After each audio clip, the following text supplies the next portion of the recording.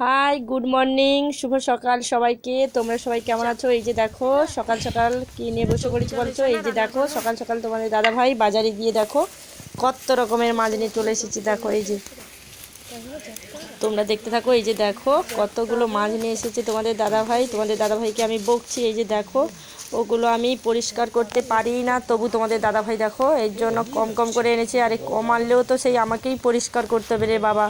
এই যে দেখো নিয়ে এসেছে ট্যাংরা মাছ, আবার জ্যান্তগুলো দেখো। আমার তো খুব ভয় করছে এগুলোকে কেমন আমি পরিষ্কার করবো, আমি নিজেই জানি না, কুড় খুঁজেই পাচ্ছি না। তোমাদের দাদাভাইকে বকছি, আমি বলছি তুমিই পরিষ্কার করবে ওগুলো আজকে। দেখো তারপরে নিয়ে এসেছে এই যে ট্যাংরা মাছ বের করেছি, এই যে নিয়ে এসেছে আবার চিংড়ি মাছও এনেছে। এই দেখো এই ছোট্ট ছোট্ট চিংড়ি মাছগুলোকে কাটতে কত সময় না লাগে বলো তো তোমরা। খেতে তো 5 মিনিটও সময় লাগে না, খাওয়া হয়ে যায়। খেতে তো সবারই ভালো লাগে, কিন্তু কাটতে কাটতে তো কষ্ট সবারই।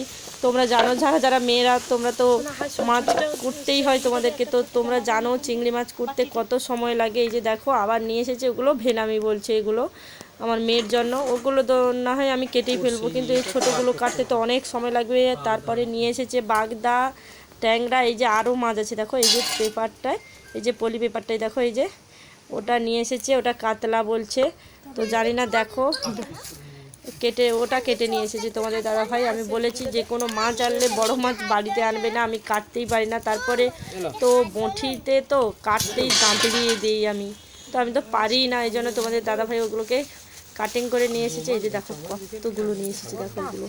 এগুলো একদিনে খেলে কি হবে বলো তো। তো একদিনে তো ওগুলো খেতেই পারবো না অবশ্য। তো চলো এই যে দেখো কতগুলো মাছ দেখো।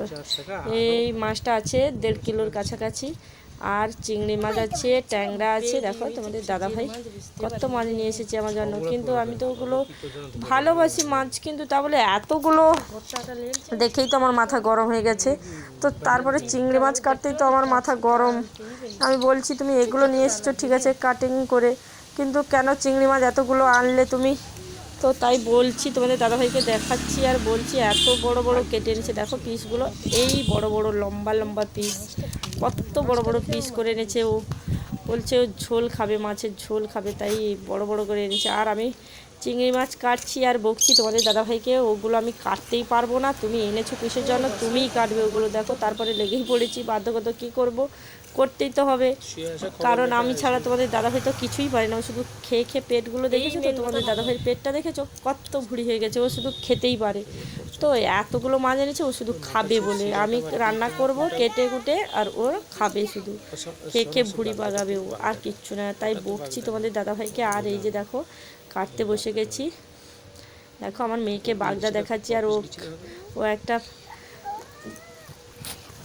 ও ও একটা কাঁচি দিয়ে দেখো তার চোখগুলোতে চিংড়ি মাছের চোখগুলোতে খুঁজছে। দেখো কীরকম চিংড়ি মাছগুলোকে নাড়াচ্ছে আর চিংড়ি মাছের চোখে চোখে এরকম করছে দেখো।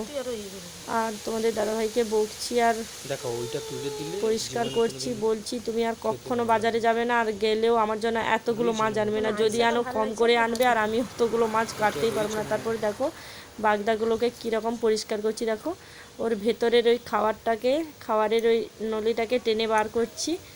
দেখো কীরকম ওগুলো এরকম পরিষ্কার করলে খেতে ভালো লাগে, না হলে না ওর ভেতরে ওই খাবারগুলো থেকেই যায় ওই নলিটার ভেতরে। ওই যে আমি আস্তে আস্তে বার করছি দেখো কীরকম, তোমরা দেখতে থাকো। এই যে দেখো যারা যারা জানো না কিন্তু ওটা বের করে খেয়েও, কিন্তু ভেবো না ওগুলো ঘি ভেবে খেয়ে নেও না, কিন্তু অনেকেই ওরকমই করে কিন্তু। তো চলো আমিও জানতাম না, তো এখন জেনে গেছি, তো অনেক দিন আগে থেকে অবশ্য জানি।